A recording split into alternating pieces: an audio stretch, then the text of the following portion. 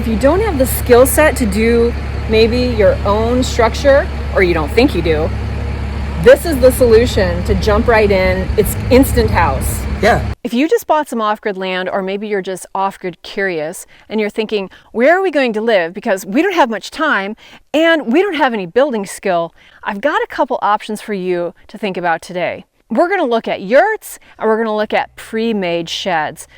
Yeah. Stud walls ready for spray foam or whatever kind of solution you want to use. I want to take you through my experience with a yurt, basically doing almost 100% of this myself. And then we're going to talk about pre-made sheds. Now these are very popular here, at least in the Midwest. There's lots of different companies offering lots of different styles of these pre-made sheds that you can have delivered to your property, and then you can set it up, finish it out, and turn it into a sweet little cabin. And this is a good option whether you're short on time or short on skill. And at the same time, both of these options are going to build your skill level and get you more comfortable to build and be off-grid. I think both of these options are a great place to start. We're going to talk about the pros and cons of each, how much they cost, and maybe at the end of this video, it'll help you decide what you want to do.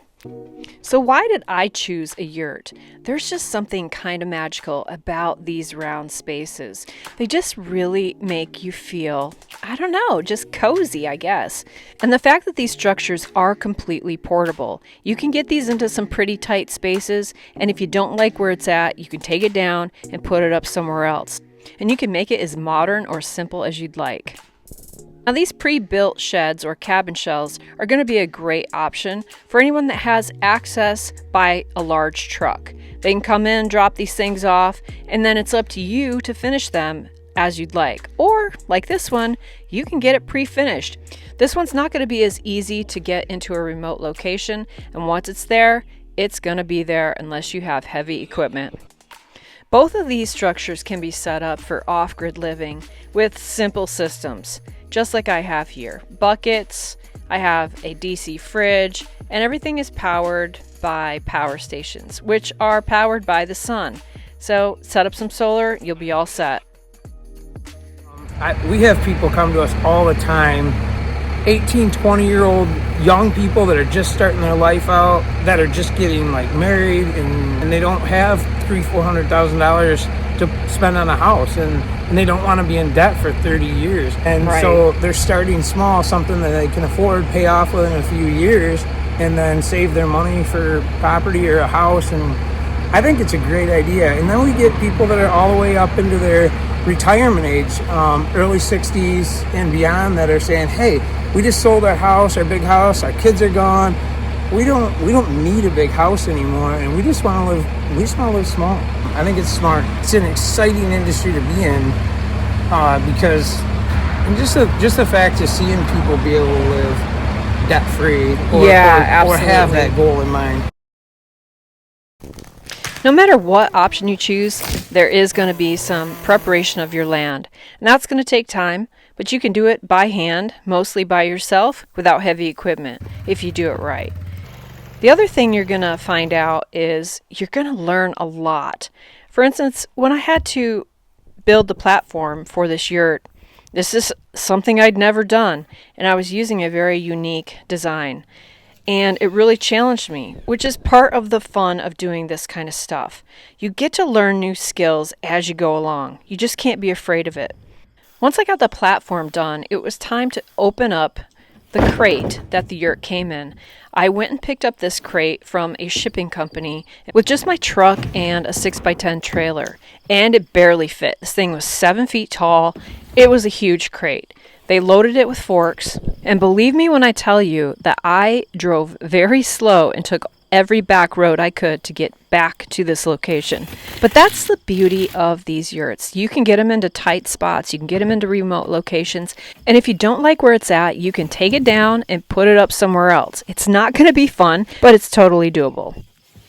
Now, once it comes time to put the yurt up, you're actually going to need a couple of hands. At least one other person, but two is even better. Going to have to move around all the pieces and parts, which are very heavy and awkward. I would say that in general, putting the yurt together wasn't really that difficult, but having never done it before, you really just are unsure about a lot of things. So you're checking the directions, you're calling the owner of the company, to make sure everything is in the right place. But really, I think I could do it much quicker the second time around now that I've been through it. Definitely not something to be afraid of. It just was really attention to detail. Now, once we got the rafters up, it was time to do insulation and then the very heavy roof covering, which was probably 150 pounds. Then it was time for insulation, and then the outer covering goes up. Finally, the dome top. After that, it's just a lot of little bits of tweaking and tucking and pinning and making sure everything is correctly where it needs to be.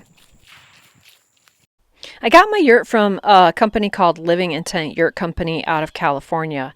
I had toured a few other yurts and really was impressed with the craftsmanship of their yurts. They're just outstanding.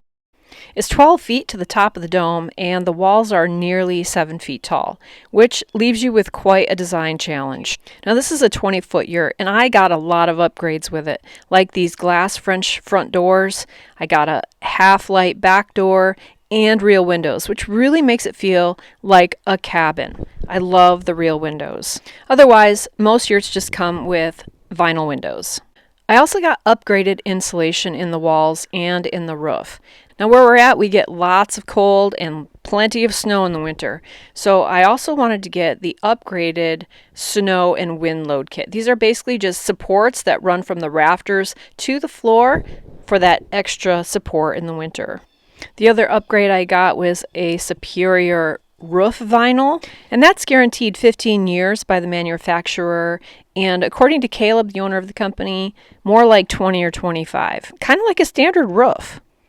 I also got an upgraded outside vinyl, and I just was so impressed with the build quality of everything in this yurt. I really can't recommend this company enough. They are just superior. It's just a small owner-run company, excellent customer service. So if you want to check them out, I'll put the link below. You will not be disappointed. Now, you can expect a yurt of this size to start from anywhere from $12,000 to $20,000, depending on which upgrades you choose. And mine was on the upper end of that scale. All in, with the platform, the decks, and the interior build-out, I'm probably around $26,000. Like I said earlier, this is not going to be without work. You're going to have to figure out what you want to do with the interior, and you have to know that everything is going to be built custom because of the round shape of this yurt. But this is where you can really let your imagination go wild. Of course, there's other things to consider like decks and steps and ladders and everything else. But that's all part of the fun of doing things yourself. The beauty of all of this is you can make it as easy or complicated as you'd like. There's absolutely nothing like sitting in something that you finished or built yourself. That first time you can enjoy everything, it's just like a pinch me moment. And I can't recommend a yurt enough. They are magical, and I will forever be in love with mine. Of course, there's other options, and that's what we're going to talk about next. So let's dive into sheds and cabin shells next. Well, that's really starting to look like a house there. Yeah. I love the porch. Oh, porches are the best. So I think what we're seeing more and more of is with the housing crisis, people are learning to live with less. They're learning to pare down. This just often is a good solution to be able to start out small and build a foundation for their life.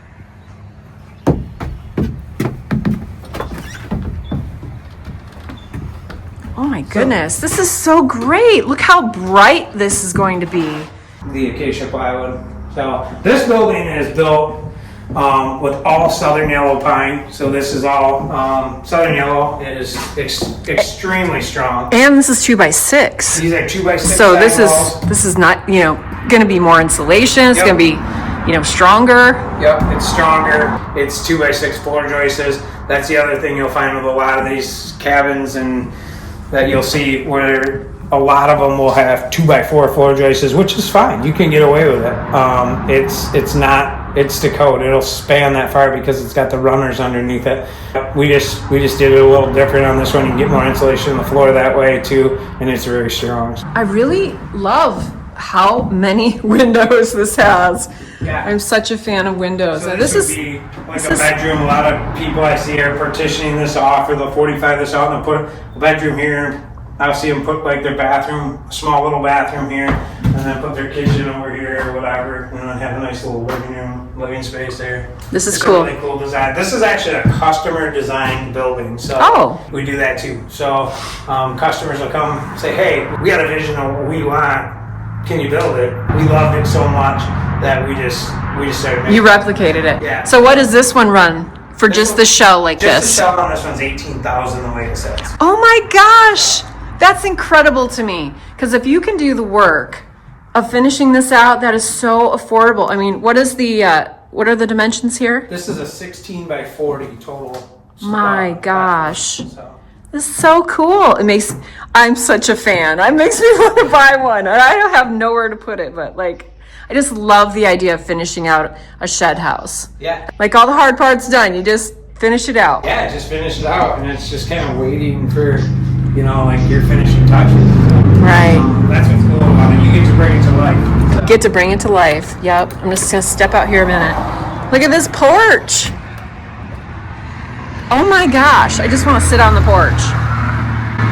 Make sure I get a couple chairs and a cup of coffee. I know, let's do it. You're going to be in at about the same amount of money on one of these units as you are with a yurt.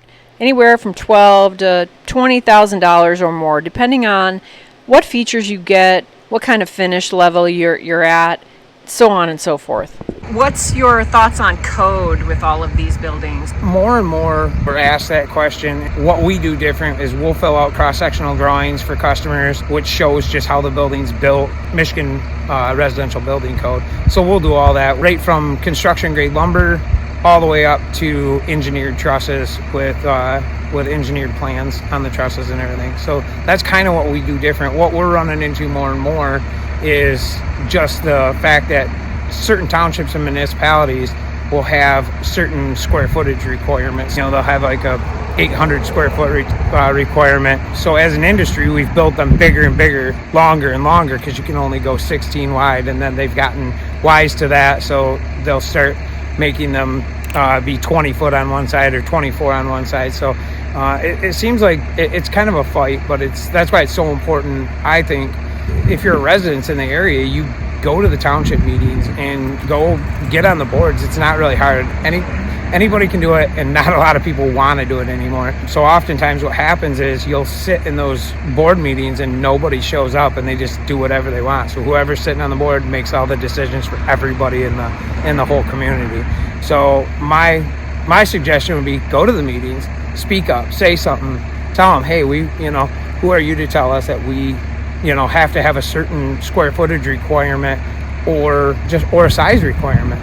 If the building's built to code, you should be able to put it wherever you want. You should be able to put it on your property if you want to. So in order to get one of these delivered, and there's like lots of different things going on here, you guys, I mean, here's your setup, right? This is what you do. Yep. So you go right in and you're dropping these. Now, people have to have a ready foundation or spot, right? Like correct. Yep. What we require is a level foundation that's flat and level. Short of that, these are made on ground contact rated runners, so they can go right on the ground. They're made to do that. But we deal with all kinds of foundations. So we'll do crane sets if people want to put it on a basement. You can do that too. We'll do a crane set. If you want to do an elevated, we'll elevate it for you too.